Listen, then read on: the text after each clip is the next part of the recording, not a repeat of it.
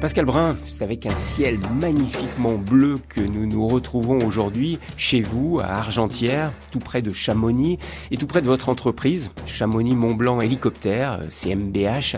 Nous sommes au pied de ce massif du Mont-Blanc que vous survolez depuis plus de 35 ans. Vous le survolez pour votre métier, car en effet, Pascal Brun, vous êtes pilote d'hélicoptère, connu et reconnu comme l'un des meilleurs pilotes en zone de montagne. François Suchel, qui est lui-même pilote, mais pilote d'avion à Air France, il est également écrivain et il vous a consacré une biographie aux éditions Guérin avec pour titre Le Joker, votre surnom que l'on comprendra dans un instant au cours de cette émission.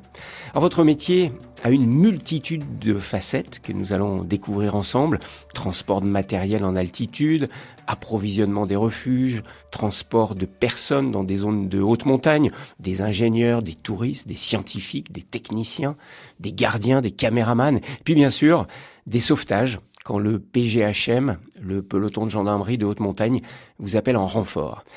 Mais Pascal Brun, pour que je puisse comprendre votre métier, mais aussi les sensations absolument uniques d'être en hélicoptère au-dessus de ces montagnes, vous m'avez emmené avec vous toute la matinée. Alors j'aimerais, pour commencer, que l'on parle de cette mission que l'on vient de vivre ensemble. Vous voulez qu'on parle de mon quotidien, Thierry? Exactement, exactement. C'est ça votre quotidien tous les jours. Aller au refuge du goûter. C'est pas beau. Allez, on explique aux auditeurs. Alors qu'est-ce qu'on vient de vivre comme mission? Alors aujourd'hui, nous venons de vivre la mise en place du refuge du Goûter à 3835 mètres d'altitude. Le refuge du Goûter qui est situé sur la voie normale d'accès au sommet du Mont Blanc. Quelle voie normale part de Saint-Gervais et va rejoindre le toit de l'Europe occidentale à 4810 mètres d'altitude. Et alors vous, votre fonction dans cette organisation très bien préparée, bien minutée, quel est votre travail ?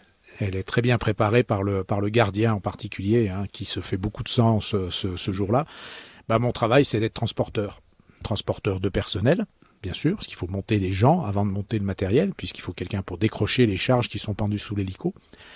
Et donc, on a monté là-haut plusieurs tonnes de nourriture, que ce soit de la boisson, de la nourriture, enfin tout ce qui permet à un gardien d'accueillir correctement ses clients. Tous ceux qui vont tenter l'ascension du Mont Blanc, et ils sont nombreux, de plus en plus nombreux chaque année. De plus en plus nombreux, et on les espère nombreux, bien sûr. Ça voudrait dire qu'il fait beau. Ce refuge du Goûter, vous avez aussi participé à l'édification, à sa construction dans les années 2010-2011.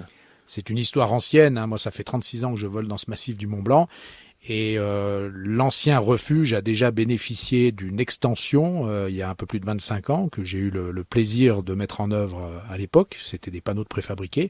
Et là, on a carrément refait un tout nouveau bâtiment qui emprunte beaucoup à la technologie d'aujourd'hui et qui est une structure magnifique en bois. On avait l'impression que les maîtres charpentiers, puisqu'on peut carrément parler de maîtres charpentiers, tant le travail était magnifique là-haut, construisaient un navire. Et vous avez transporté les matériaux nécessaires pour la construction de ce refuge? On a pratiquement tout transporté. On s'est fait aider d'un très gros porteur. Alors qu'est-ce qu'un gros porteur? C'est un hélicoptère qui est très puissant et qui permet de monter, par exemple, une pelle, puisqu'il a fallu monter là-haut une pelle araignée pour enlever la glace qui permettait l'assise du refuge sur la roche-mère.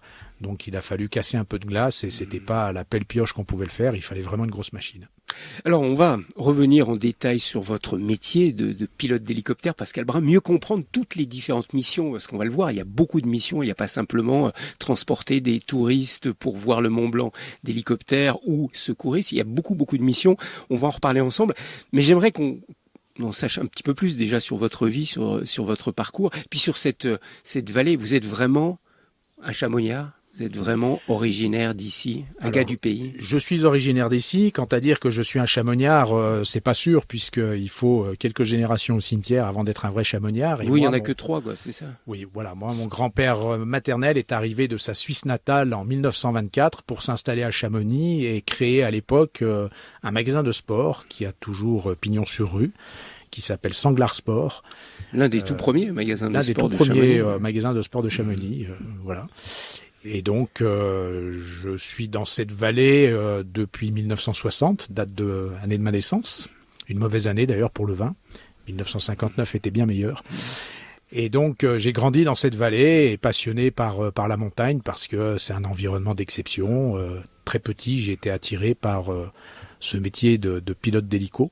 Alors justement, Pascal Brun, quand on vit à Chamonix, quand on est à Chamonix, on est souvent attiré par la montagne qui est là. On devient guide de montagne, on devient alpiniste ou skieur de l'extrême. Vous, c'est pilote d'hélicoptère. Pourquoi cela ? Comment ça vous est venu ? D'abord parce que guide, j'ai le vertige, donc même si j'ai fait un petit peu de montagne, j'avais absolument pas les aptitudes à être un guide, même un petit guide. Donc, je sais pas, les garçons que nous sommes, on est tous attirés par la technologie, par la technique. Un jour, le bruissement ou le vrombissement, pour certains, d'un hélico a attiré mon oreille, puis mon regard, et puis gamin, on se passionne pour toutes ces choses-là, les locomotives, les camions, les pelles mécaniques. Vous, c'était le cas. Moi, c'était l'hélico. Voilà. Attendez, vous venez de me dire, j'ai le vertige. J'ai fait quelques rotations avec vous. Il y a une partie de votre hélicoptère où on voit le vide au-dessous de nos pieds pour avoir une bonne visibilité. Oui. Là, quand vous êtes en l'air, qu'il y a 2000 mètres de vide sous les pieds, vous n'avez pas le vertige. Voire même un peu plus de 2000 mètres. Ouais. Non, j'ai pas le vertige puisqu'il n'y a pas de ligne de fuite.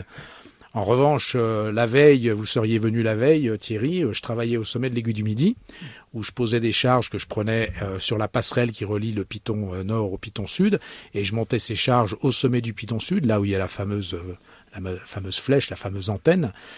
Eh bien, quand j'étais à côté de cette antenne et que je regardais ma charge en bas, j'avais la perspective de la ligne de fuite, puisque je voyais la vallée quelques 2800 mètres plus bas, et là, j'étais pas à l'aise du tout. Pas à l'aise du tout, mais pour autant pas paniqué, quoi. Mais j'avais une ligne de fuite. Dans votre famille, il n'y a pas de pilote d'hélicoptère. Il y a votre grand-père, Fernand, vous nous l'avez dit, qui a ouvert un des premiers magasins de sport. Après, il y a votre père, Jean-Claude. Lui, il était dans quel domaine ? Qui a repris l'affaire familiale, puisqu'il a fait prospérer le magasin de sport de mon grand-père. Puis il était tailleur aussi. Il était maître tailleur de formation, oui. Lui, c'était davantage couper des tissus, faire des ourlets sur les fuseaux. Il est moniteur de ski aussi. Je dis il est parce que même s'il a 88 ans aujourd'hui...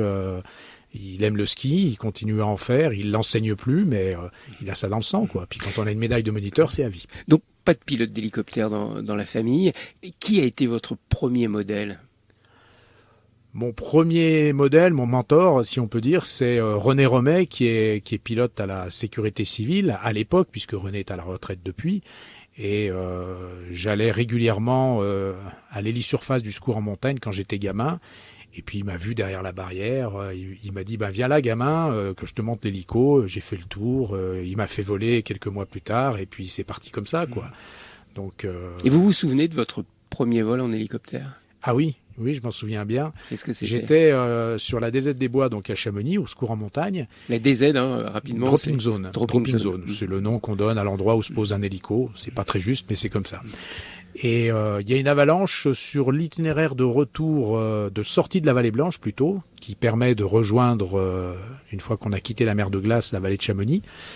Et on est au printemps, et puis il y a une coulée qui descend dans un de ces nombreux couloirs qui justement traverse cette route forestière qui va rejoindre la vallée de Chamonix. Et il dit aux secouristes qui sont là, avec son accent un peu méditerranéen, putain, on va aller voir, il y a une coulée qui vient de descendre, on va aller voir s'il n'y a pas des gars dedans.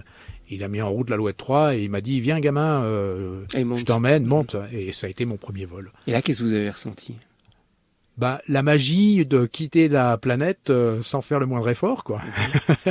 Décoller comme ça. Oui, décoller, tout bouge autour de soi, tout le panorama bouge autour de soi, et on fait pas d'effort et on n'a que les yeux à ouvrir pour être dans le bonheur le plus total, quoi. Et là, vous êtes dit, je veux en faire mon métier. Ça sera ma vie. C'était la consécration, quoi. C'était il faut vraiment que je fasse ça. C'est trop génial. Faut que j'y revienne. Visage, Thierry Lyonnais. Alors Pascal Brun, pour devenir pilote d'hélicoptère, il y a beaucoup de formations à suivre. Vous avez passé par le biais de l'armée. C'est un moyen de se former. Oui, de dire qu'il y a beaucoup de formations à suivre. Il y a aujourd'hui, pour celui qui le fait via le civil, il y a effectivement, puis même via le milieu militaire, il y a quand même des examens à préparer. Il faut avoir la tête bien faite sur le plan mathématique, ce qui était surtout pas le cas pour moi, puisque moi j'ai un bac philo. Et l'armée était la meilleure façon de faire, puisque même si aujourd'hui on peut passer par des écoles civiles qui évitent la contrainte du militaire, parce que c'est un métier devenu très dangereux, le métier de militaire, eh bien, il faut avoir un niveau de mathématiques et un esprit bien rodé à l'algèbre, à toutes ces choses-là. Mais c'est indispensable, ça, d'être très bon en maths pour être un bon pilote d'hélicoptère. Aujourd'hui, oui. À l'époque où je l'ai fait, c'était un petit peu moins indispensable. Donc, j'ai eu la chance d'être là au bon moment, quoi. Voilà. Donc, vous n'êtes pas resté longtemps à l'armée. Vous êtes resté 4 ans, 4 ans et demi à peu près. J'avais un contrat de 5 ans et puis j'ai vécu l'expérience du vrai militaire sur le terrain au Tchad, mais avec des commandants d'unité qui avaient une mentalité qui n'était pas la mienne.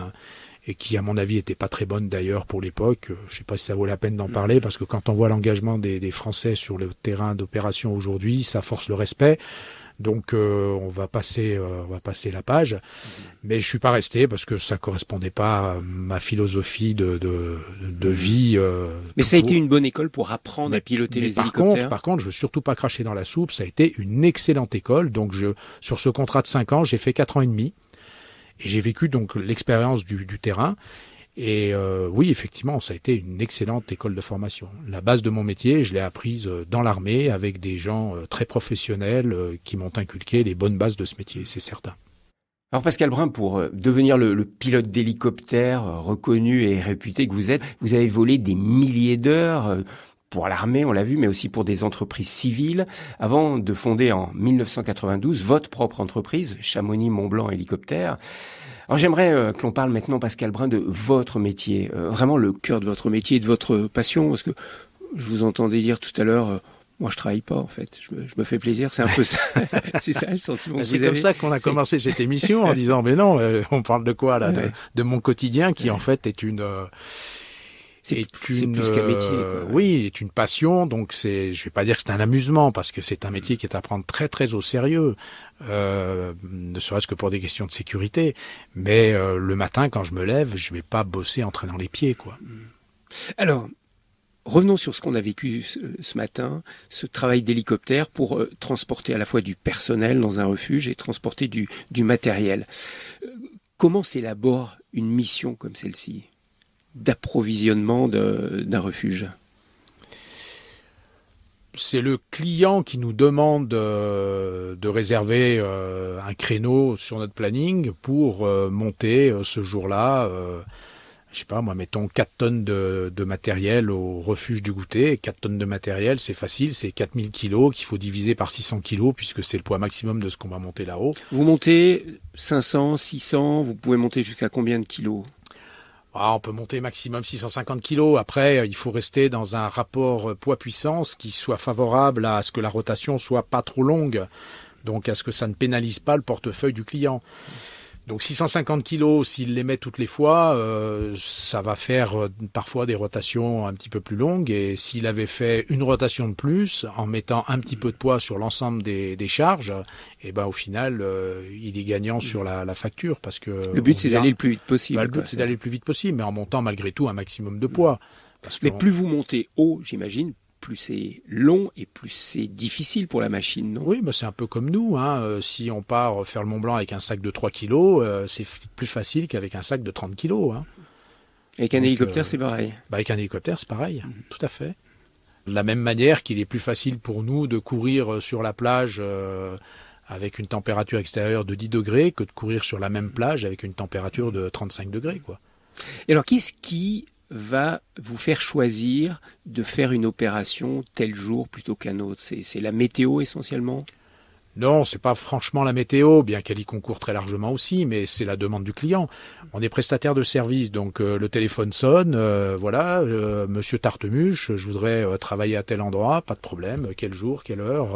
Non, mais attendez, si la météo est mauvaise, s'il pleut, s'il y a une tempête de neige, on reporte, bien sûr. On n'est pas comme nos collègues du secours en montagne qui, eux, ont une mission de porter assistance en respectant bien évidemment leur propre sécurité, mais qui poussent le bouchon parfois un petit peu plus loin que nous. Encore qu'il y a des pilotes qui, dans notre discipline de travail aérien, arrivent à pousser le bouchon parfois plus loin. Je fais partie de ces gens-là, hein, avec l'expérience, avec le recul.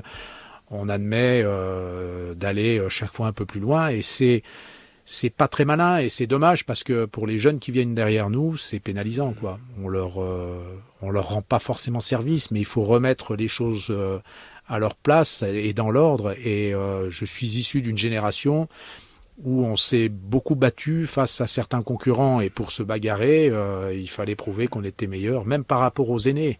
Et ça, en prenant plus de risques. Et ça, on fait très attention aujourd'hui à inculquer aux jeunes de ne pas tomber dans ce schéma que j'ai connu à l'époque, où il fallait prouver que le gamin que j'étais, on pouvait lui faire confiance, et l'ancien militaire qui était là depuis déjà quelques années, on était capable de lui damer le pion.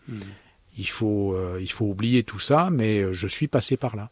Vous, Pascal Brun, qui avez piloté au Tchad, qui avez piloté vers les îles Kerguelen, oui. On ne peut pas raconter, ou qui avez même travaillé pour le Paris-Dakar à un moment. Le rallye de la soie. Vous avez vu des reliefs très différents. Ici, vous travaillez dans le massif du Mont-Blanc. Est-ce que c'est un pilotage très particulier, très différent ?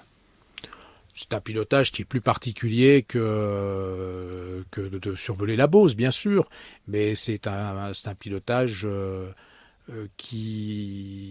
auquel je me suis particulièrement habitué, et pour avoir volé justement au Kerguelen par exemple, voler au-dessus de l'eau, c'est déconcertant aussi. Et puis les vents, pas ça, je crois. Voler longtemps au-dessus de l'eau, non, j'aime pas beaucoup. Par contre, j'ai adoré travailler du bateau à la côte. J'ai adoré ça. Et surtout que c'est ce que j'allais dire. Il y a des vents qui sont assez violents, puisqu'il y a rien pour arrêter le vent quand on est en mer. Et j'arrivais à travailler avec des 90 km/h de vent, avec une facilité déconcertante, parce que le vent était bien établi en direction et en force, et je faisais des choses que j'aurais peut-être pas fait ici en montagne, quoi. Alors justement, parlez-moi du vent. Quel rapport vous avez avec le vent en tant que pilote d'hélicoptère quand vous êtes en montagne ? C'est un ennemi, c'est un ami ? C'est les deux à la fois. Suivant d'où il souffle et où l'on va, ça peut être un ami que l'on recherche par des signes distinctifs sur les lignes de crête avec la neige qui s'envole, ou encore par le vol des oiseaux. Les choucas sont mes meilleurs amis en montagne. D'abord, ce sont mes maîtres à voler, parce que eux savent voler, ils n'ont pas de moteur, donc eux, ils savent se débrouiller. Donc vous les observez bien quand sûr. Vous pilotez, vous observez les choucas en train de voler. Les choucas ou d'autres oiseaux, si on a la chance de voir, et on en voit de plus en plus des rapaces. Bien sûr, le gypaète en particulier, dans la région on a du gypaète, on a de l'aigle royal. Alors les rares fois où on les voit, c'est que du pur bonheur. Alors qu'est-ce qui vous enseigne ? Enfin, qu'est-ce qui vous montre ou qu'est-ce qu'il vous indique, vous, un chouca qui bat des ailes, c'est que il est en panne de puissance, quoi. Il lui manque ce courant d'air qui va lui permettre de s'élever sans fatigue. Un chouca qui plane, qui a les ailes grandes ouvertes et qui se laisse porter par le vent, c'est l'indicateur de l'endroit où il faut se trouver pour pouvoir en plus de la performance du moteur, gagner de l'altitude, parce que le vent remonte la pente et nous sustente, nous porte. Donc vous utilisez le vent quand vous êtes avec votre hélicoptère. Là, je repense à l'approche du goûter. Je vous voyais souvent aller proche des comme les oiseaux, des montagnes, quoi. Comme les oiseaux, très proche des montagnes, pour être porté par le vent. Ouais. Ou porté par le vent, ou alors très proche des montagnes, parce que le vent vient de derrière la montagne et il bascule de l'autre côté sous la forme d'un rouleau. Et si vous vous trouvez dans le tube de ce rouleau, il y a un moment donné où c'est calme, où il y a un moment donné où si on est dans le retour de ce tube, ce retour nous sustente un petit peu. Sustente, ça veut dire qu'il vous porte. Il nous porte un petit peu. Par contre, si on est un petit peu trop dégagé de la montagne, on est dans ce qu'on appelle la dégueulante. On est là où le vent se casse la figure et part dans le vide. Et là, on rentre dans la lessiveuse, quoi. Là, on se fait secouer et on se fait même jeter loin. Mais alors, ce que j'ai trouvé le plus incroyable en vous suivant aujourd'hui, c'est que vous avez un long câble, ce qu'on appelle un élingue. Une élingue, c'est féminin. Une élingue qui vous permet d'accrocher les charges que vous portez dans les refuges. Mais comment faites-vous pour supporter le balancement de cette élingue et de ce poids de 500 kilos que vous transportez en bas, quoi ? Alors il est vrai que plus l'élingue, plus la corde que l'on a pendue sous l'hélico est longue, plus le ballon risque d'être important. Mais c'est au pilotage bon ou mauvais que l'on a que la charge prend ou ne prend pas de ballon. Après on peut jouer avec du ballon, on peut créer du ballon parce qu'on en a besoin. Mais sinon il faut comparer l'hélico et sa charge comme étant deux objets réunis par une tige soudée qui ne bouge pas. Et en fait c'est un ensemble et tout doit rester dans l'axe. C'est un apprentissage. Vous, c'est un métier de précision, parce que pour déposer vos 500 kilos de charge, vous le faites avec une précision incroyable. À côté du refuge du goûter, là, vous le déposiez, mais j'avais l'impression presque à 5-10 cm près. Oui, on va même en dessous de ça, parce que quand on fait de la construction de remontée mécanique, qu'on assemble des pylônes entre eux, c'est au quart de centimètre, quoi. Puisqu'il y a des goujons qui doivent tomber sur les trous, on est aidé par les gens qui sont au sol, évidemment, hein, on n'y va pas tout seul, mais malgré tout, ça réclame une précision importante. Il faut pas trembler, oui. Je suis en mode avion dans l'hélicoptère, je zigzague entre les cyclones et les tempêtes. Je suis en mode avion dans l'hélicoptère, je zigzague entre les cyclones et les tempêtes. Je sais qu'ils veulent me voir tomber, je les embête, car devant moi les concurrents se sentent bêtes. Je suis en mode avion dans l'hélicoptère, je zigzague entre les cyclones et les tempêtes. L'impression d'avoir déjà visité 100 terres, sans trouver de réponse comme un enfant sans père. Je suis en mode avion dans l'hélicoptère, dans l'hélicoptère. Pourquoi je t'en perds, mode avion dans l'hélicoptère. L'hélicoptère, entre les cyclones et les tempêtes. Faut que je t'en perds, mode avion dans l'hélicoptère. Pascal Brun, j'aimerais qu'on parle d'une autre de votre mission, c'est celle du secours en montagne. Pour beaucoup de gens, quand ils voient les hélicoptères, soit ils se disent « tiens, ce sont des touristes qui sont en train de visiter », soit il y a un accident et c'est un hélicoptère qui vient pour sauver. Comment vous vous situez ? Parce que normalement, le sauvetage en montagne, c'est dévolu à ce qu'on appelle le PGHM, le peloton de gendarmerie de haute montagne. Vous êtes un privé, donc quel est votre lien avec le PGHM pour le secours en montagne, puisque vous en avez fait beaucoup ? Oui. Avant, on va peut-être parler un petit peu de la répartition de notre charge de travail, parce qu'effectivement, les gens nous voient peut-être comme étant tout simplement des taxis pour emmener les gens découvrir le massif du Mont Blanc. En fait, l'activité de vol panoramique, elle représente un quart et un tiers suivant l'année de notre activité. Donc, on va dire grosso modo, il y a 25% de vol panoramique, il y a 75% de travail aérien, construction de remontée mécanique, ravitaillement de refuge, photo, cinéma, etc. Et puis, il y a un tout petit pourcent, dont je parle même pas, puisque 25 et 75, ça fait 100. Donc, dans les 75, il y a un tout petit pourcent de secours en montagne qui est assuré en France par les organismes d'État que sont Sécurité civile et Gendarmerie, avec comme technicien au sol, comme spécialiste au sol, le peloton de gendarmerie d'haute montagne de Chamonix. Qui ont leur propre hélicoptère. Qui utilisent l'hélicoptère de la gendarmerie ou l'hélicoptère de la sécurité civile. Et vous alors, vous intervenez Et nous comment ? intervenons à la demande donc du PGHM. Et c'est le PGHM qui nous dit il y a une avalanche, il faut emmener énormément de moyens sur la coulée. Chouka, qui est l'indicatif opérationnel de l'hélicoptère de la gendarmerie, est déjà engagé. Dragon vient nous assister. Dragon, c'est l'indicatif de la sécurité civile. Mais on a besoin de toi pour amener le maître chien pour aller récupérer un tel et du matériel à tel endroit. Donc en renfort, en fait. Il vous appelle en renfort. Il nous appelle en renfort. Et puis, certaines fois, parce que les conditions d'aérologie sont particulièrement violentes, et que malgré tout, leurs machines, même si ce sont des machines modernes, qui sont des biturbines, alors que nous sommes des monomoteurs, leurs machines n'arrivent plus, à l'altitude où elles opèrent, n'arrivent plus à travailler de façon efficace. Donc, ils nous demandent d'aller essayer à leur place. Et on a une machine qui est particulièrement performante, on a une expertise du massif qui est quand même importante. Moi, personnellement, ça fait 36 ans que je vole ici, donc je suis peut-être plus facilement plus à l'aise que certains de mes collègues gendarmes ou de la sécurité civile pour aller tenter, je dis bien tenter parce que ça ne veut pas dire qu'on réussira l'opération, pour aller tenter de récupérer les victimes pour lesquelles, eux, avec les moyens qu'ils ont, n'y arrivent plus. Donc on vient compléter leurs actions. Avant de vous rencontrer, pour préparer cet entretien, j'ai téléphoné à l'ancien patron du PGHM, Blaise Agresti, et qui m'a dit à quel point vous aviez une force particulière, c'était votre ancrage dans l'environnement. Je reprends son expression. Il me dit, c'est gentil, Pascal, merci, il a un ancrage dans l'environnement qui fait qu'il connaît tellement bien cette montagne que c'est un plus, quoi. Oui, merci plus, Blaise. Mais oui, peut-être. Mais c'est vrai que j'ai la passion chevillée au corps et ça aide beaucoup. Et puis c'est quand même la plus belle façon d'utiliser l'hélicoptère, quoi. Et quand vous avez dans la machine un secouriste qui monte avec vous et qui vous donne toute sa confiance et que vous savez que de l'autre côté il y a quelqu'un dont la vie va peut-être dépendre de votre qualité d'intervention, et vous sortez les bouchées doubles et puis en avant, quoi. Je voudrais évoquer un souvenir qui vous a valu le surnom, le pseudonyme de Joker. C'est quand vous avez sauvé Jean-Sébastien Knotzer. Knotzer. J'en sais. Jean-C Knotzer, Voilà. qui est prof à l'École nationale de ski et d'alpinisme. Vous êtes allé le chercher sur le glacier du Mont Malais. Il préparait un tournage pour Ushuaïa. C'était en 1994. Vous pouvez nous raconter, remémorer ce souvenir?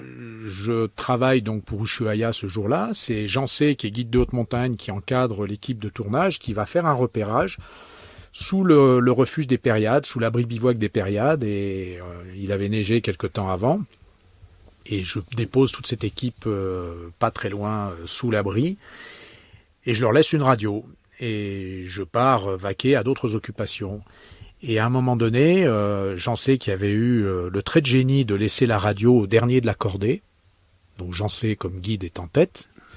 Ils vont repérer les pentes sur lesquelles ils envisagent de travailler.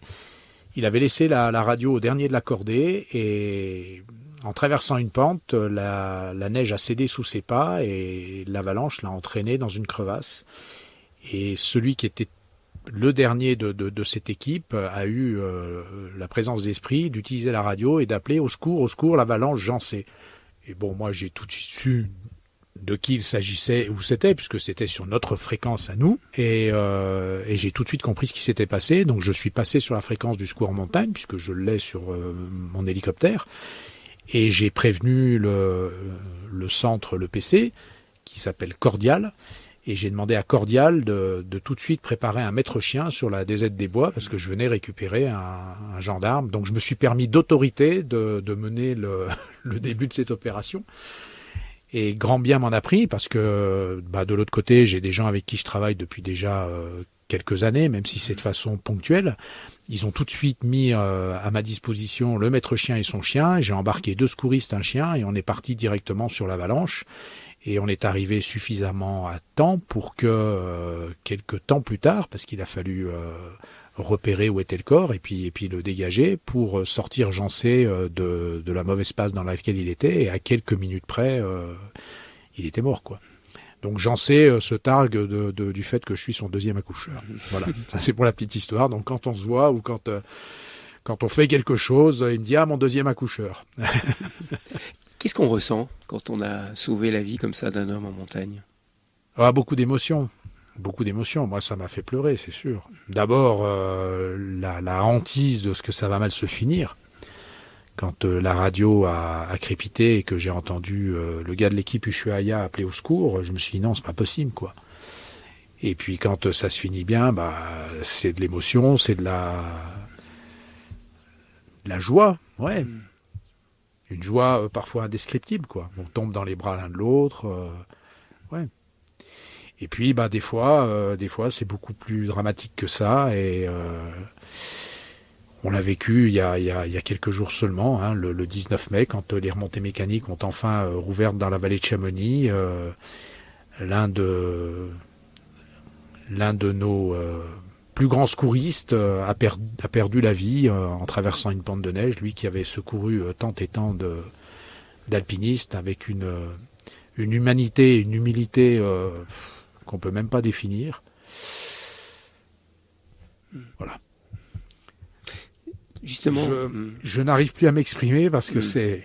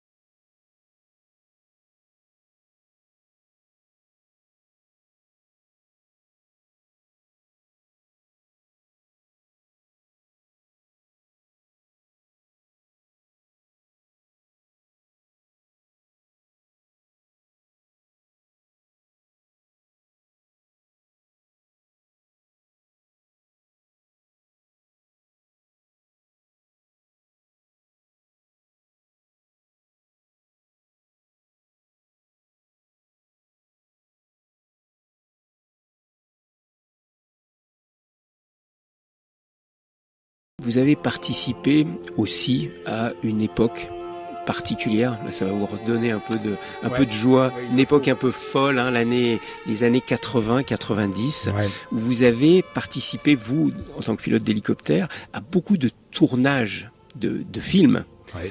De grands exploits qui se passaient dans la montagne. On découvrait, c'était une période un peu folle. Hein. Et alors, j'aimerais qu'on parle de l'un de vos amis, un surdoué de l'extrême, comme on le surnommait, Bruno Gouvi. Qu'est-ce que vous avez vécu, vous, en tant que pilote d'hélicoptère avec Bruno Gouvi? Allez, racontez-nous quelques... C'était la folie, quoi. C'était la folie. C'était un peu du tout et n'importe quoi. Bruno, c'est un garçon qui brûlait la vie par les deux bouts, mais avec un sourire tellement extraordinaire, une jovialité... Ouais, il a croqué la vie comme d'autres, hein, mais j'aimais beaucoup Bruno. Et lui, il était dans l'extrême absolu. Il était dans l'extrême absolu. Il faisait du surf de pentraide et puis surtout avec Patrick de Gaillardon, qui était un chuteur émérite. Hein, il était en équipe de France de parachutisme. Ils ont développé le sky surf. En fait, ils sautaient de l'hélico avec un surf au pied. Et ils se sont amusés comme ça à faire tout un tas de figures, à surfer dans les airs. C'est assez extraordinaire, les images de l'époque étaient magnifiques. Bon, c'est pas la qualité des images d'aujourd'hui, mais malgré tout, on a fait des choses... C'était compliqué d'ailleurs pour faire des images. On a fait des choses qui étaient quand même vachement sympas, mais c'était de la folie. Et il fallait associer tout un tas de disciplines les unes derrière les autres. Et Bruno avait entre autres imaginé sauter en parachute au-dessus des drues, se poser au sommet des drues. Donc quand on connaît les drues dans la vallée de Chamonix, c'est une aiguille... où la surface de réception au sommet est quand même pas très grande. Ensuite, il tirait un rappel et il surfait la niche des drues. La niche des drues, c'est dans cette face nord des drues, c'est une pente qui est très inclinée, un petit glacier qui disparaît d'ailleurs en ce moment, qui devait faire un peu plus de 150 mètres de long et qu'il avait imaginé surfer. Et au bout de cette petite descente en surf, il décollait en parapente pour aller se poser dans la vallée de Chamonix. Et il surfait avec 2 piolets dans les mains parce que c'était tellement le ride qu'il devait se raccrocher de temps en temps quand il surfait. Je conseille les auditeurs d'aller sur YouTube et de voir la vidéo de cet événement. Tout à fait. Auquel vous avez participé. Vous avez permis de filmer parce que vous, en tant que pilote d'hélicoptère, vous aviez le caméraman à côté et qui filmait tout ça. Ouais, c'était de la folie. Quand vous repensez à cette époque-là, sincèrement, qu'est-ce que vous vous dites? Vous dites que c'était une époque de liberté ou c'était une époque un peu d'inconscience et d'insouciance? Je pense que c'est le mélange des deux. Oui, nous étions très libres, beaucoup plus libres que maintenant, en tout cas sur un plan de la réglementation et du rapport qu'on peut avoir avec l'autorité. L'autorité étant la Direction générale de l'aviation civile. Et puis c'était de la folie, c'était un peu du tout et n'importe quoi. Mais c'était brûler la vie par les deux bouts, quoi. Ces garçons étaient empreints d'une boulimie de vie et une fois encore de tout et n'importe quoi. Oui, une boulimie de vie, mais il est mort à 27 ans. Oui. Sous mes yeux d'ailleurs. 15 juin 1990, tout sous à fait. vos yeux. Dans le couloir Couturier, et c'est un vilain pied de nez parce que le couloir Couturier, nous l'avions fait quelque temps avant, Bruno et moi, et on l'avait remonté ensemble. Et je l'ai vu se tuer sous mes yeux dans ce couloir, du sommet de la Verte jusqu'en bas. Pascal Brun, ça veut dire qu'on a un rapport à la vie, à la mort différent ici dans cette région de Chamonix, qu'on soit alpiniste, skieur, pilote d'hélicoptère comme vous. Oui, vous voyez, avec le décès de notre ami Alain Iglesias ce 19 mai, c'est un de plus, quoi. C'est un de trop. C'est tout au long de l'année, il y a des gens qu'on affectionne généralement beaucoup, qui nous quittent de façon dramatique. Et on s'habitue à ça ou pas? Non, on s'habitue pas. Parce que la liste de gens qui sont morts en montagne ici est impressionnante. Oui. On s'habitue tellement peu qu'il y en a qui finissent carrément par quitter la vallée. Hein. Il y a des gens qui disent non, moi j'en peux plus. Hein. C'est bon, faut arrêter, quoi. Faut arrêter ce massacre. Il faut. Et qu'est-ce qui des fois, je me pose la question, mais bon. Des fois, vous avez envie de partir. Oui, mais je peux pas parce que en parlant justement de mort, moi j'ai un de mes fils qui est au cimetière à Argentière et il n'est pas question que je parte d'ici, quoi. Alors justement, Pascal Brun, votre fils Sébastien Brun, qui voulait être pilote, qui est devenu pilote avec vous. Je voudrais qu'on en parle un peu. Alors Sébastien, oui, il voulait être pilote. Il était pilote privé, il n'était pas encore pilote professionnel et il s'est tué dans un accident d'hélico. Il était assistant de vol. Il y a eu 4 morts ce jour-là. Et le pilote qui était aux commandes était un pilote en qui j'avais une confiance totale et qui a fait la démonstration, le pauvre, de ce que ce métier est un métier très dangereux, très difficile, et que même si on est aussi sérieux qu'il pouvait l'être, eh bien l'erreur peut être fatale, quoi. Et ce jour-là, qu'est-ce qui s'est passé? Le bureau enquête-analyse a défini le fait que Jacques avait dû être ébloui par le soleil. Peu importe le résultat de cette enquête, Jacques a démontré que même en étant tout aussi bon qu'il l'était, et Dieu sait si Jacques était bon, puisque je lui laissais les clés de la boutique sans même lui poser de questions, on peut se faire avoir, quoi. Et ils se sont écrasés. Et ils se sont fait avoir. Ils ont touché un des câbles du téléphérique sur lequel ils étaient en train de travailler. Et la machine s'est crashée et il y a eu 4 morts, dont Sébastien, l'aîné de mes garçons. Vous êtes arrivé presque tout de suite après. Quelques minutes après, puisque moi je décollais d'Argentière quand l'information nous est parvenue. Et donc je me suis tout de suite rendu sur les lieux avec le frère cadet de Sébastien, avec Tommy qui était dans la machine avec moi, puisque nous allions travailler sur le dôme du goûter pour le compte du CNRS. Et Tommy a vu la guerre et il a vu l'horreur, et Tommy, qui rêvait lui aussi de devenir pilote d'hélico, qui a été pilote privé, lui, il n'a pas continué dans la discipline, et je pense que cet accident a fait qu'il n'a plus jamais voulu... Voilà, je pense que ce gamin s'en est jamais remis, et qui traîne encore avec lui toute cette peine. Cette peine qui refait surface régulièrement. Il y a des journées où... Il n'y a pas une journée où je vole dans ce massif du Mont-Blanc sans penser aux gens que j'aime et qui sont plus là. En particulier mon gamin, puisque je vole avec sa musique sur les oreilles en permanence. Vous avez son iPod, oui. Son iPod bleu là, qui est toujours posé dans votre hélicoptère. C'est un peu sa présence qui est toujours là. Oui, bon, il n'y a pas besoin de ça, parce qu'il y a des fois où je peux pas écouter la musique parce que j'ai des passagers avec moi. Encore que maintenant, c'est devenu plus compliqué, puisque la réglementation, quand on a passé 60 ans, vous empêche sur monomoteur d'emmener des passagers faire des vols panoramiques. Par contre, continuer à faire du chantier qui est très difficile, on peut. Bon, on va pas revenir là-dessus. C'est la bêtise de l'administration et des textes qui sont pas changés en temps et en heure. Donc Sébastien m'accompagne en permanence au travers de la musique et puis au travers des spectacles que je vois. Et puis il n'y a pas que Sébastien qui m'accompagne, il y a tous ceux qui sont partis avant lui, après lui. J'ai toujours une pensée dans cet environnement qui est tout à fait exceptionnel, où parfois il m'arrive de toucher la grâce. J'ai toujours une pensée pour tous ces gens-là. Donc je suis pas tout seul. Et partout là, quand vous survolez, vous savez qu'à tel endroit, il y a eu un événement heureux, mais il y a eu aussi beaucoup d'événements malheureux. Non, c'est pas forcément en rapport à un endroit. C'est que je me sens pas tout seul, quoi. Voilà. Je vais pas dire que je suis habité, c'est pas ça non plus, mais je me dis que ce que je vois là, ils devraient encore le partager avec moi, donc je pense forcément à eux, quoi.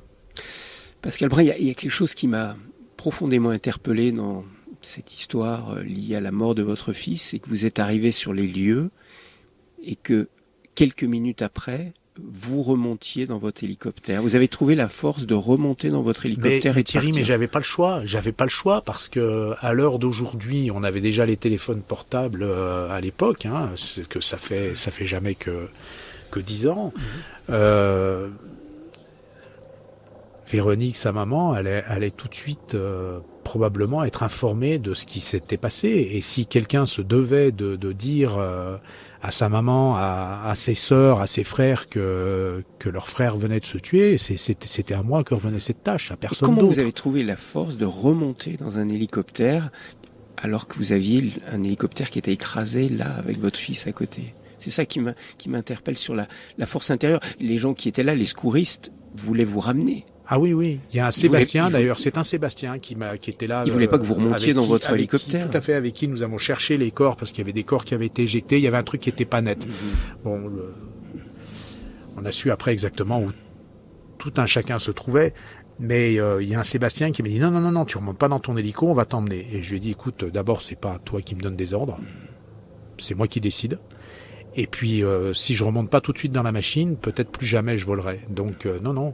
Par contre, je vais me poser à la DZ des Bois, et de la DZ des Bois à mon domicile, qui est pas très très loin, mais je pouvais pas y aller à pied, en tout cas pas rapidement. Là, par contre, j'ai besoin de vous. Là, il me faut un véhicule. Il faut que vous m'emmeniez. Mais cet hélico, c'est moi qui le ramène et personne d'autre. D'autant plus que les pilotes de la gendarmerie qui étaient là n'étaient pas forcément qualifiés pour piloter ma machine, puisque pour chaque type d'appareil, il faut une qualification. Et les qualifications, il faut les entretenir. On les a pas à vie. Pascal, on parlait de cet iPod qui est toujours avec vous. Là, je l'ai vu à côté de vous pendant nos vols en hélicoptère. Il y a eu un événement très particulier. 2 semaines après le drame, oui. La mort de Sébastien, qu'est-ce qui s'est passé ? En fait, Véronique avait récupéré dans le sac de sport de notre fils, elle avait récupéré l'iPod qu'il utilisait quand il allait faire du sport, et elle me l'a donné, et depuis je vole avec, et ce jour-là, c'était même pas 2 semaines après l'accident, c'était à peine une dizaine de jours après. Je travaille au refuge du goûter, et je suis en train d'écouter de la musique, et j'écoute un même morceau en boucle, qui devait être Top Gun ou quelque chose comme ça. Et alors que j'arrive sous le refuge du goûter, j'ai une charge pendue sous l'hélico, je vois tout d'un coup l'écran de l'iPod s'éclairer, un petit peu quand on reçoit un SMS sur son téléphone. Sauf qu'un iPod, ça reçoit pas de message, ça ne diffuse que de la musique. Et mon regard est attiré par cet iPod, et il est tellement attiré que même s'il est placé un petit peu loin, le message me saute au visage comme s'il était inscrit sur un écran géant. Et je prends connaissance de ce qui s'affiche sur cet écran, et le message était incroyable, c'est « Je vais bien, ne t'en fais pas ». Alors effectivement, c'est le titre d'un film dont la musique se trouve être dans l'iPod, mais le titre de la chanson, c'est Lily. Lily, c'est aussi le prénom d'une de mes filles, Émilie, que tout le monde appelle Lily. Et c'est Lily qui aurait dû s'afficher. C'est pas « Je vais bien, ne t'en fais pas ». Donc pour moi, ça a été la révélation, quoi.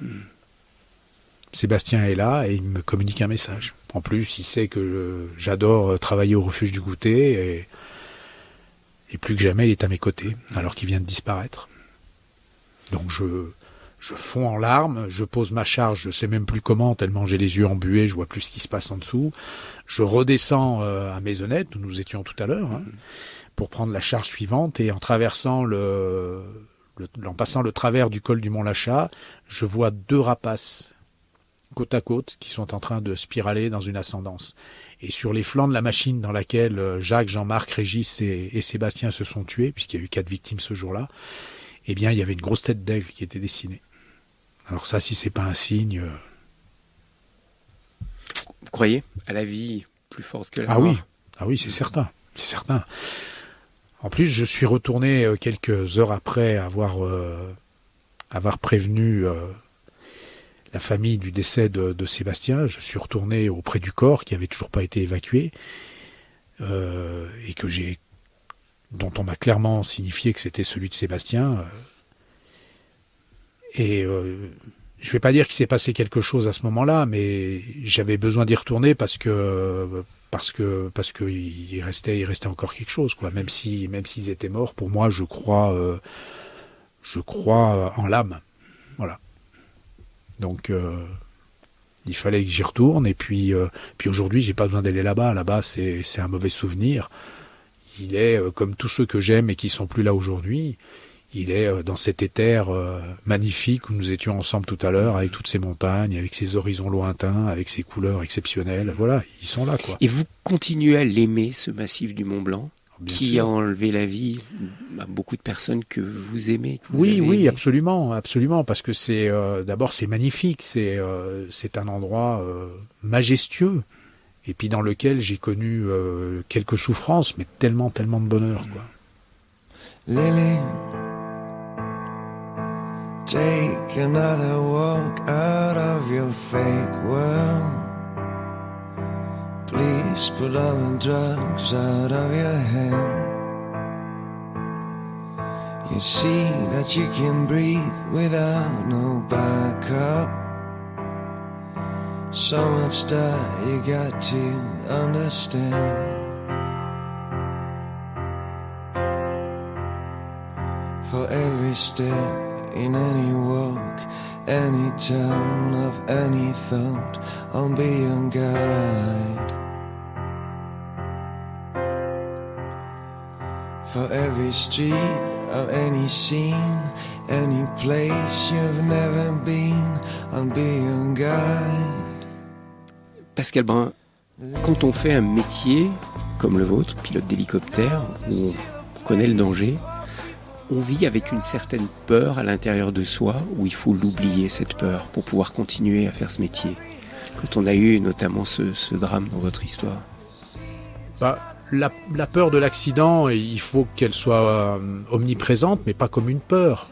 Il faut que la crainte de l'accident soit omniprésente, mais une crainte raisonnée. C'est-à-dire qu'il faut penser à sa sécurité en pensant à l'accident. En se disant, là, si j'ai une panne moteur, est-ce que je m'en sors ou est-ce que je m'en sors pas ? Non, je risque de pas m'en sortir parce que le sol en dessous est une forêt inextricable, dans une pente très raide. Donc il vaut mieux que je m'écarte un peu plus ou que je prenne un peu plus de hauteur. En fait, c'est ça, le réflexe de la sauvegarde que l'on se doit d'avoir en permanence en tête, c'est d'assurer sa propre sécurité si jamais ça vient à tomber en panne. Et quand on sait, au regard du millier de nombre d'heures de vol qui sont effectuées tout au long de l'année à travers de la planète, la panne moteur, elle est quasi inexistante, quoi. Elle est quasi inexistante, mais elle s'est manifestée chez vous. Vous l'avez vécu en 2008. Vous avez failli mais c'est pour ça que je dis qu'elle est quasi inexistante. Sur 25 000 heures ou plus de vol, finalement, c'est arrivé une fois. Mais vous avez failli y rester. Ouais, j'ai une bonne étoile. Vous avez un ange gardien, vous croyez ? Oui, bien sûr que je le crois. C'est évident. Bien sûr. Aujourd'hui, c'est un Sébastien. À l'époque, c'était un Daniel Poujol ou bien sûr. Mais oui, bien sûr. Vous êtes protégé. Ouais. Ah oui. Parce que vous auriez dû mourir ce jour-là. Oui. Dans cet accident. Tout à fait.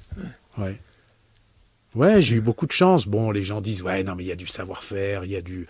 Peut-être, ok, il y a des réflexes qu'on nous apprend pour s'en sortir, mais je crois davantage à la chance et puis à la bonne étoile. Je veux m'accrocher à ça. Alors, c'est pas pour me dédouaner et faire n'importe quoi, n'importe quand, bien sûr, mais je pense que ce jour-là, si j'avais pas eu une bonne étoile... Et puis si j'avais pas eu aussi un casque, un harnais complet, et puis un siège à absorption d'énergie, c'est tout un ensemble. Si j'avais pas été sur un écureuil, il y a des machines qui cassent plus ou moins bien. La machine sur laquelle j'étais a cassé comme il fallait, quoi.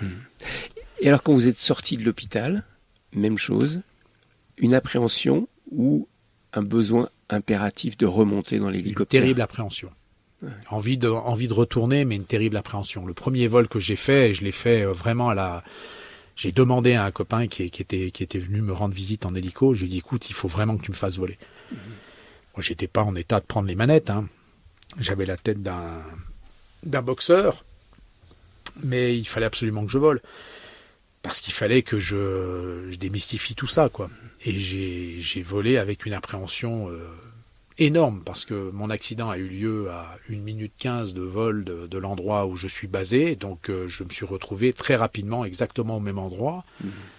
Et vous y passez presque tous les jours ? J'y passe presque tous les jours. Et pendant de nombreuses semaines, peut-être même pendant de nombreux mois, chaque fois que le moteur chantait, parce que quand on fait une demande de puissance ou qu'on restitue de la puissance, on entend quand même un petit peu chanter le moteur derrière, parce qu'on perd un ou deux tours. Donc on entend une petite musique, et quand j'entendais la musique décrescendo, j'avais l'impression que ça y est, il y avait de nouveau les tours qui s'effondraient et que le moteur s'arrêtait. Donc pendant quelques mois, j'ai été très très angoissé. Je le suis très nettement moins maintenant. C'est passé avec le temps. C'est passé avec le temps, mais malgré tout, ça reste un signal fort, quoi. Mais c'est pas plus mal d'ailleurs. Il faut toujours avoir une certaine forme de trac ou d'appréhension quand on il faut pas avoir trop de confiance en soi. La confiance en soi, c'est bien, mais trop de confiance en soi, c'est trop dangereux, quoi.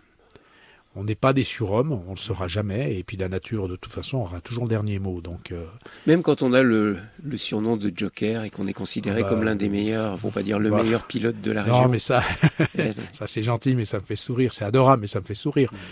Le meilleur, c'est le pilote qui vient derrière, ce qui aura toujours meilleur que soi.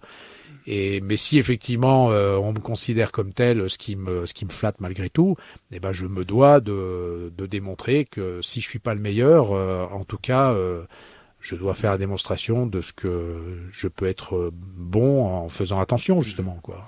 Et comment on dose la part de risque à prendre et la part de prudence où il faut savoir dire non, je me retire ? Je vous pose cette question comme je la pose à des alpinistes. Les alpinistes, ils me l'ont dit, la force d'un alpiniste qui va rester en vie, c'est de savoir renoncer. Ouais. Vous, il y a des moments où vous renoncez aussi, vous dites. Ah oui, bien sûr. Il faut bien pas. sûr. Moi, je pense qu'il faut s'écouter. Quand je sens pas les choses, j'y vais pas. Et puis, vous et moi, quand on fait de la cuisine, on met plus ou moins de sel. Donc, il y a un moment donné où on sait qu'il faut pas en mettre de trop, quoi. Voilà. Et Sinon, ça va pas être traduire en bon. langage d'hélicoptère, c'est quoi ça alors? Bah non, il faut pas pousser le bouchon trop loin, quoi. Parce que il faut faire les choses que l'on sait faire. Mais quand on sait plus faire, il faut pas y aller, quoi. Ça sert à rien. Mais des fois, vous êtes dans des postures, qu'est-ce que c'est l'expression patin posé? En appui patin, En oui. appui patin, là. Oui, mais l'appui Expliquez-nous ce que patin, c'est l'appui patin. bon, c'est pas poser complètement l'hélicoptère au sol, c'est venir latéralement sur une ligne de crête et puis poser le patin gauche, par exemple. Un seul patin, Oui, quoi. en appui. Ouais. On vient juste l'appuyer sur la ligne de crête. C'est très À impressionnant. la hauteur ça. de l'endroit où les gens sortent de la cabine Mhm. pour les faire descendre. Oui, c'est très impressionnant. Mais ça s'apprend pas du jour au lendemain. On met des heures de vol avant d'avoir cette confiance-là. Et à cet instant précis, on est dans le travail d'équipage. C'est-à-dire que même s'il m'est arrivé de le faire tout seul, sans être assisté par un assistant de vol, par un collaborateur qui est dans la machine et qui me guide, la bonne solution, c'est quand même justement d'être guidé par celui qui est son assistant de vol et qui dit tu peux venir encore un peu à gauche, viens à gauche, encore un peu à moi, la garde rotor est bonne, il est les yeux du pilote dans la manœuvre. Et c'est lui qui va nous permettre de faire ça en sécurité, quoi. Et en confiance. Dans le livre que vous avez écrit avec François Suchel, vous dites ceci: la prudence, le doute resteront toujours les meilleurs gages de longévité. Alors je le pense, oui, bien sûr. Et le doute, c'est quoi le doute quand on est pilote d'hélicoptère? Bah, c'est de savoir est-ce qu'on prend la bonne décision, quoi. Est-ce que je doute? Est-ce que c'est vraiment la bonne décision? Et puis si je doute de trop, bah je fais pas. Tout simplement. Et quand vous savez que vous avez dans l'hélicoptère 4, on peut aller jusqu'à 5 personnes, 5 passagers avec vous, vous avez leur vie entre vos mains. Oui. Vous y pensez à ça? Ou il vaut mieux pas trop y penser? Bah, si, mais c'est leur vie à ajouter à la mienne. Donc, si je prends soin de moi, je prends soin d'eux, quoi. Et parce qu'il faut que je prenne soin d'eux, je vais prendre soin de moi. Voilà, on est tous dans la même galère, mais c'est moi qui ai les manettes, donc on va bien en sortir. Mais c'est une responsabilité quand même. Bien sûr, mais vous avez la même, Thierry, quand vous reprenez la route avec votre famille, avec un autostoppeur qu'on a pris. On prend beaucoup de risques à prendre un autostoppeur, surtout aujourd'hui. Donc les gens qui montent dans ma machine, j'en prends le plus grand soin. Visage RCF. Pascal Brun, nous avons évoqué cette période un peu folle des années 80-90 où tout était possible. Vous partiez régulièrement déposer des gens pour des descentes en ski. Aujourd'hui, c'est plus possible. Les mentalités ont changé. Quel rapport vous avez avec les écologistes qui sont nombreux dans la vallée de Chamonix et qui disent que les vols en hélicoptère sont problématiques, polluants? Qu'est-ce que vous leur répondez? Les rapports avec les écologistes, on les a pas parce que on a affaire bien souvent à des écolos purs et durs, un petit peu extrémistes, et c'est très dommage. On a davantage affaire à des gens qui pratiquent la montagne, qui ont peut-être un petit peu de fibre écologique, mais qui sont des amoureux avant tout de cet environnement, un petit peu comme nous, parce que même si je fais du bruit, je suis très amoureux de mon environnement, et qui en ont ras-le-bol de tout ce bruit. Ça a été exacerbé avec cette période de pandémie que nous venons de traverser et dans laquelle nous sommes encore malgré tout un petit peu. Et donc le silence qui a été apporté par la période où il était interdit de bouger a fait que un certain nombre d'entre eux voient notre activité d'un très mauvais œil. Alors à cela, malheureusement, j'ai pas grand-chose à dire parce qu'ils sont dans l'interdiction totale. En revanche, il y en a d'autres qui sont avec un esprit critique, mais qui sont davantage dans l'esprit de construction, de discussion. Il y a une pétition qui a circulé il y a quelque temps en arrière sur les nombreuses nuisances occasionnées par l'hélicoptère autour du sommet du Mont Blanc ou dans le bassin du glacier d'Argentière, ainsi que les mouvements d'avion. À l'initiative de cette pétition, un guide de la vallée de Chamonix avec qui nous sommes en rapport et avec lequel les rapports justement sont plutôt cordiaux. Il est surpris du succès qu'a rencontré sa pétition, mais il reconnaît qu'il ne veut pas interdire pour autant cette activité. Est-ce que cette activité, quand elle est pour le loisir, pour emmener des touristes à admirer le paysage, est une chose, quand c'est pour les secours en montagne, voire l'alimentation des refuges, c'en est une autre. Enfin, il y a des manières bien différentes d'utiliser l'hélicoptère. Vous avez tout à fait raison, Thierry. Et en fait, le problème pour nous exploitants, c'est que cette activité de vol touristique, elle permet la survie de l'entreprise. Parce que si dans la structure d'aujourd'hui, aussi bien réglementaire que économique, on devait se contenter de la seule activité des travaux de montagne et du secours qui n'est absolument pas lucratif, puisque c'est à peine 1% de notre activité, comme on en a parlé tout à l'heure, eh bien, s'il n'y avait pas cette activité de vol touristique, l'entreprise ne pourrait pas être ce qu'elle est aujourd'hui et répondre à la demande de façon correcte comme nous le faisons aujourd'hui. D'autant plus que le vol touristique est la meilleure école pour les jeunes pilotes à aller se frotter tout doucement à cet environnement hostile qu'est la haute montagne. Donc c'est une formidable école de formation. Donc si on le supprime, on s'ampute d'un savoir-faire et puis d'une façon d'arriver à progresser et d'être à la hauteur de ce que peut être aujourd'hui mon expérience. Vos plus grandes joies dans ce métier, Pascal Brun, qu'est-ce que ça a été? Là, spontanément, ce qui vous vient à l'esprit. Il y en a tellement eu. Je pense que c'est de voler avec mes enfants, quoi. Ça, c'est une joie indescriptible. De voler avec les gens que j'aime, que ce soit mes enfants ou que ce soit des amis, hein, quelques amis, quelques amis très chers ou personne qui partage sa vie. Oui, c'est important tout ça. C'est le partage, quoi. Oui, le partage, ouais. Pascal Brun, merci beaucoup de votre accueil. Merci plaisir, de ce vol extraordinaire, de ces vols extraordinaires de ce matin. C'était un partage. Au refuge du Goûter, vraiment, ça sera un moment inoubliable de ma vie de journaliste. Et puis, je recommande vraiment ce livre écrit avec François Suchel, publié aux éditions Guérin, qui s'intitule Le Joker, votre surnom. Merci beaucoup. Alors, une toute petite parenthèse, ce bouquin, il faut absolument l'acheter chez nous, Chamonix-Mont-Blanc Hélicoptère, parce que ça me permet de reverser l'intégralité des bénéfices au fils d'une des victimes qui est disparu avec mon fils Sébastien. Donc voilà, achetez-le chez CMBH. Donc il faut s'adresser à vous, et comment peut-on Chamonix faire? Mont-Blanc Hélicoptère, on tape CMBH ou Chamonix Mont-Blanc Hélicoptère sur le net, ou on appelle au téléphone 04 50 54 13 82. Eh bien, le message est passé. Merci Thierry.